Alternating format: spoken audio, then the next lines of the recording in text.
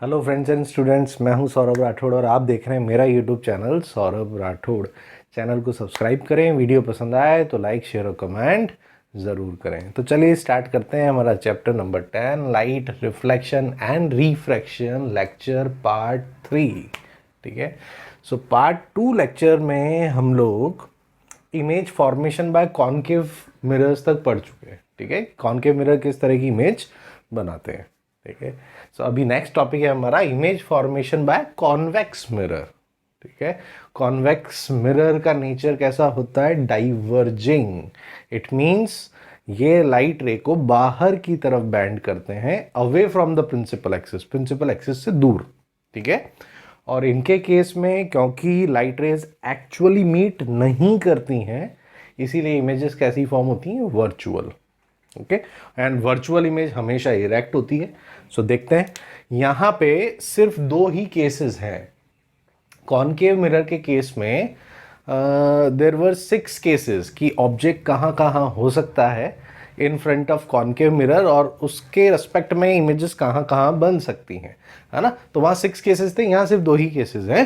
तो पहला केस है अगर ऑब्जेक्ट इन्फिनिटी पे हो तो। Okay, so when object is at infinity, ठीक है, तब क्या होगा? ये बन गया आपका convex mirror. This is the back of the mirror.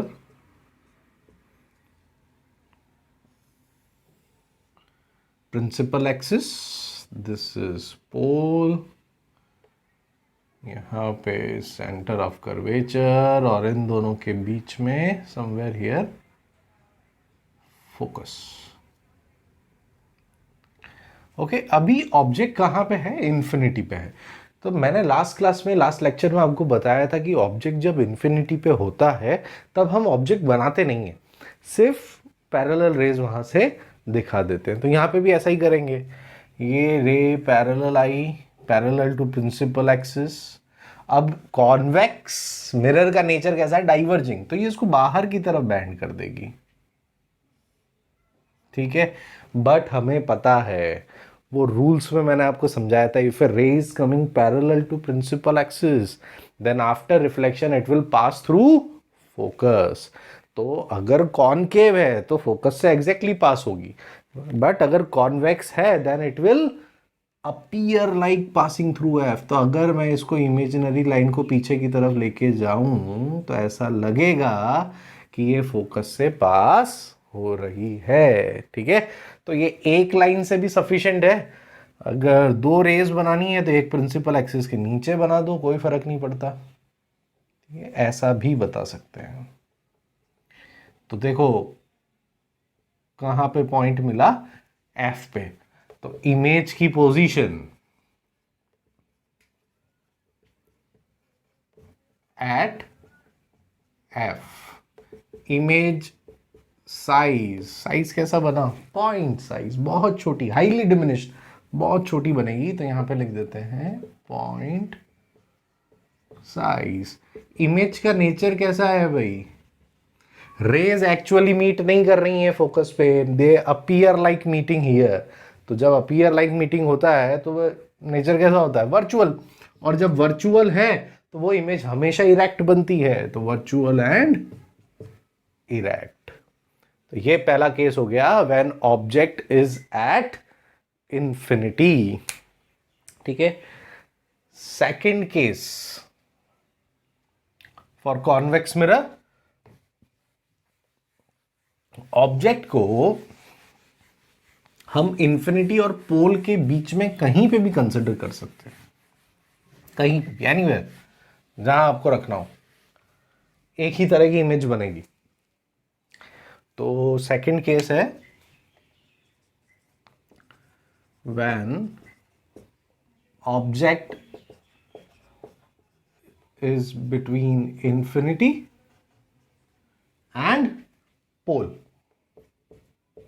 इन दोनों के बीच में कहीं पे भी हो ऑब्जेक्ट। ठीक है, तो कैसा बनेगा? This is the back of the mirror,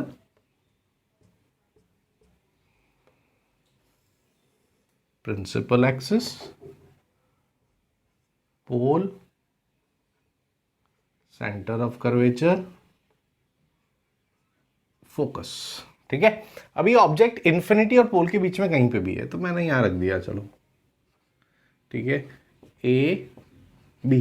क्योंकि अभी ऑब्जेक्ट इन्फिनिटी पे नहीं है तो ऑब्जेक्ट तो बनाना पड़ेगा, बना दिया। सेम रूल फॉलो करने हैं जो कॉनकेव मिरर के लिए हम यूज करते थे। दो रेज बनाते थे, पहली रे प्रिंसिपल एक्सिस के पैरेलल ले जाते थे, यहां पे भी वही करेंगे। दूसरी रे को किससे पास करते थे? सेंटर ऑफ कर्वेचर से, यहां पे भी यही करेंगे। ठीक है, तो पहली रे प्रिंसिपल एक्सिस के पैरेलल, तो ये हमेशा कहां से पास होती है? फोकस से पास होती है। बट क्योंकि ये डाइवर्जिंग है कॉन्वेक्स तो ये बाहर की तरफ चली जाएगी, but it will appear like passing through F. ठीक है, सेकेंड रे कहां से लेके जाते हैं? सेंटर ऑफ कर्वेचर से। तो ये रे आई भाई, तो जिस पाथ से जाती है सेंटर ऑफ कर्वेचर में उसी पाथ से वापस आ जाती है, आ गई वापस। बट अगर इसको इमेजिनरी में आगे की तरफ लेके जाऊंगा so it will appear like passing through C. इसको आगे लेके जाते हैं, देखो भाई इंटरसेक्टिंग पॉइंट मिल गया, ये रहा। ठीक है, सो ए डैश बी डैश, मिल गई इमेज। तो क्या लिखेंगे? इमेज पोजीशन कहां पे मिली भाई? पोल और एफ के बीच में, between pole and F, behind the mirror, है ना। ये फ्रंट ऑफ द मिरर है, ये बिहाइंड द मिरर है, यहां लिख दो behind the mirror. Okay, image का साइज देखो, ऑब्जेक्ट के साइज से इमेज का साइज छोटा मिला है तो क्या लिखोगे? Diminished, right. फिर क्या लिखते हैं हम? नेचर। सो इमेज का नेचर कैसा है?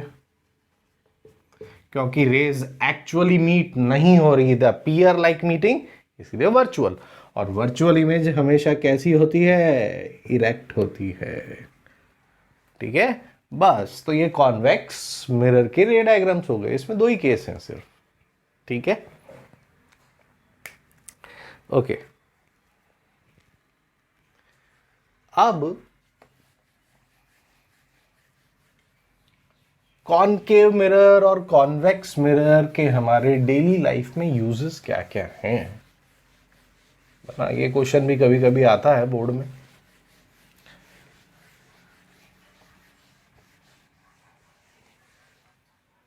देखो, कॉनकेव मिरर में क्या है कि हमें strong parallel beam of lights मिलती हैं कॉनकेव में। कॉनकेव मिरर में strong parallel beam of lights मिलती हैं, तो इसीलिए ये टॉर्चेस में हम यूज कर सकते हैं, हेडलाइट्स, व्हीकल्स की हेडलाइट्स हो सकती हैं, है ना, सर्च लाइट्स हो सकती हैं।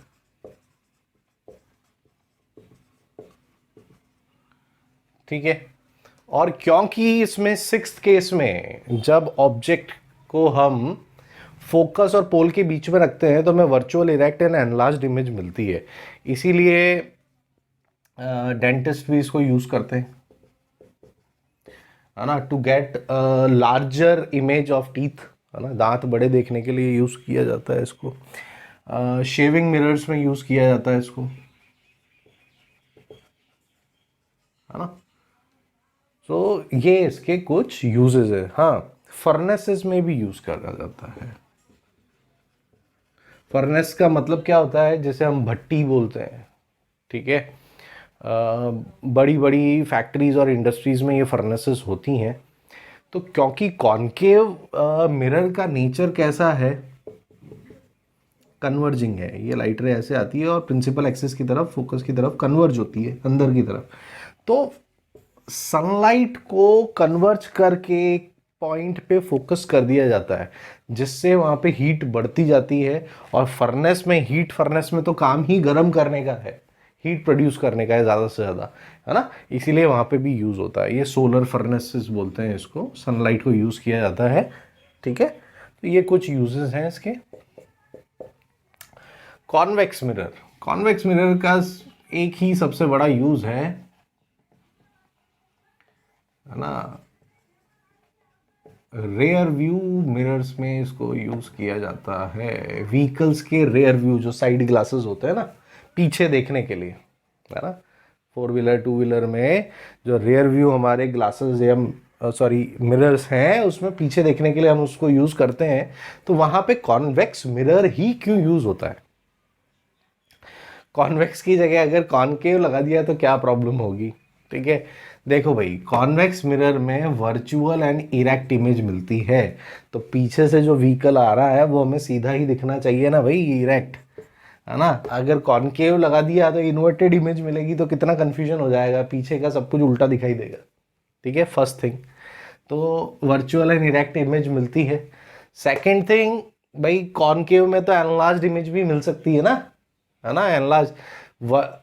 कॉन्वेक्स के केस में हमेशा डिमिनिश्ड इमेज मिलती है, जो कि अच्छी बात है। पीछे तो भाई बड़े बड़े व्हीकल है, बट उनका छोटा साइज ही तो हमें दिखना चाहिए मिरर में, अदरवाइज तो वो पूरा व्हीकल दिखाई ही नहीं देगा। ठीक है, तो ये डिमिनिश्ड इमेजेस प्रोवाइड करता है, इसीलिए भी यूज किया जाता है। Second thing, because convex mirrors are curved outwards, बाहर की तरफ कर्व्ड होते हैं, इसीलिए ये हमें क्या प्रोवाइड करते हैं? दे provide a wider field of view, है ना, wider field of view, FOV भी बोलते हैं इसको शॉर्ट में, फील्ड ऑफ व्यू को। वाइडर फील्ड ऑफ व्यू का मतलब पीछे का ज्यादा से ज्यादा एरिया हमें दिखाई देता है, which is a good thing. उतना ही अच्छा आइडिया हमें आएगा कि पीछे कितने लोग आ रहे हैं, कितनी डिस्टेंस पे आ रहे हैं, राइट। तो ये क्वेश्चन बहुत पूछा जाता है एग्जाम में, इंपॉर्टेंट है कि why convex mirrors are used as rear view mirrors, है ना। Because they provide virtual and erect image, they provide diminished images, and they provide a wider field of view. Okay, so ये uses हो गए आपके concave and convex mirrors के। Okay, next topic है हमारा sign convention for reflection by spherical mirrors.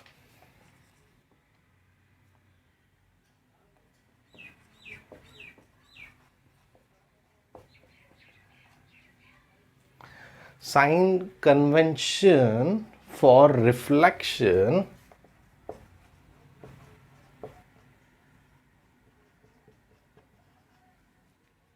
by spherical mirrors। ठीक है, तो इसमें कोई भी नई बात नहीं है। ऑलरेडी आप मैथ्स में जब ग्राफ्स आपने बनाए हैं तो साइन कन्वेंशन आप खुद अच्छे से जानते हैं, है ना। जब हम ग्राफ बनाते हैं तो एक्स एक्सिस ली जाती है, horizontal one, vertical axis Y axis आप लेते हैं, और दोनों जहाँ पे मीट होती हैं, जहाँ से ग्राफ एक्चुअली आप स्टार्ट करते हैं, उसको ओ ओरिजिन हम मानते हैं। ठीक है, सो ओरिजिन के राइट में एक्स एक्सिस की वैल्यू हमेशा पॉजिटिव होती है, ओरिजिन के ऊपर वाई एक्सिस पे वैल्यू हमेशा पॉजिटिव होती है। बट अगर ओरिजिन के नीचे वाई एक्सिस पे हम वैल्यू लें तो ये वैल्यू नेगेटिव होती है, और एक्स एक्सिस पे ओरिजिन के लेफ्ट में अगर हम वैल्यू लेते हैं तो वो भी नेगेटिव होती है। बस यही साइन कन्वेंशन है। अब यहाँ पे ओरिजिन को पोल से रिप्लेस कर दो। ठीक है, तो मान लेते हैं कि हमारे पास कॉनकेव मिरर है। This is a concave mirror, this is the back of the mirror, ये प्रिंसिपल एक्सिस हो गया, और ये पोल। तो पोल को ही अभी आपको क्या कंसीडर करना है? ओरिजिन। ठीक है, तो ओरिजिन के लेफ्ट में अगर यहाँ पे डिस्टेंस ऐसे बढ़ती जा रही है, यानी ऑब्जेक्ट हमेशा हम लेफ्ट में कंसीडर करते हैं, तो ऑब्जेक्ट की डिस्टेंस जो हम लेंगे लेफ्ट साइड में, उसकी वैल्यू कैसी आएगी? नेगेटिव आएगी। यहाँ से एक लाइन इमेजिन करो ऐसा ये वाई एक्सिस हो गई, ऊपर जो वैल्यूज आएंगी वो पॉजिटिव आएंगी। ठीक है, राइट साइड में इमेज यहाँ पे बना बिहाइंड द मिरर, तो उसकी वैल्यू कैसी आ जाएगी, पॉजिटिव आ जाएगी। इन्वर्टेड इमेज बनी नीचे की तरफ, वैल्यू कैसी आएगी, नेगेटिव आ जाएगी। दैट्स इट, यही है the sign convention for reflection by spherical mirrors. Mirror के लेफ्ट में नेगेटिव, मिरर के राइट में पॉजिटिव, मिरर प्रिंसिपल एक्सिस के ऊपर पॉजिटिव, प्रिंसिपल एक्सिस के नीचे नेगेटिव। ठीक है, ऑब्जेक्ट डिस्टेंस,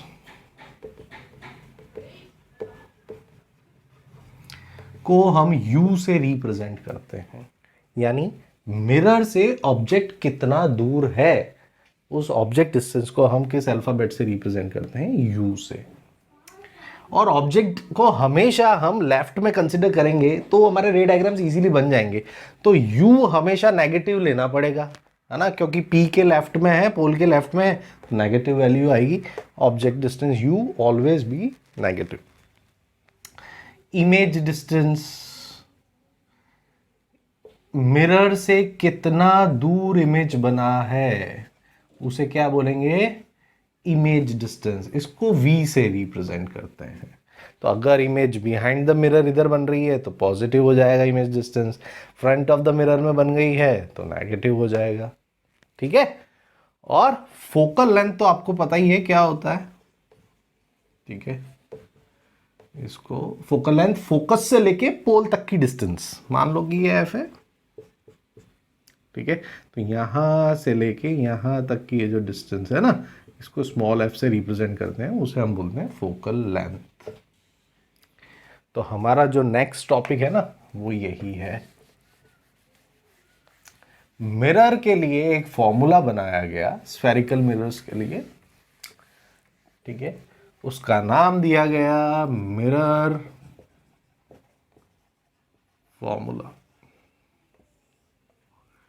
मिरर फॉर्मूला कौन सा फॉर्मूला है भाई, mirror formula is a formula which gives relation between object distance, image distance and focal length. ठीक है, तो मिरर फॉर्मूला क्या है, 1/v plus 1/u is equals to 1/f. This is your mirror formula where v is image distance, u is object distance, f is focal length. इसे mirror formula बोलते हैं। ठीक है, अभी नेक्स्ट टर्म है magnification.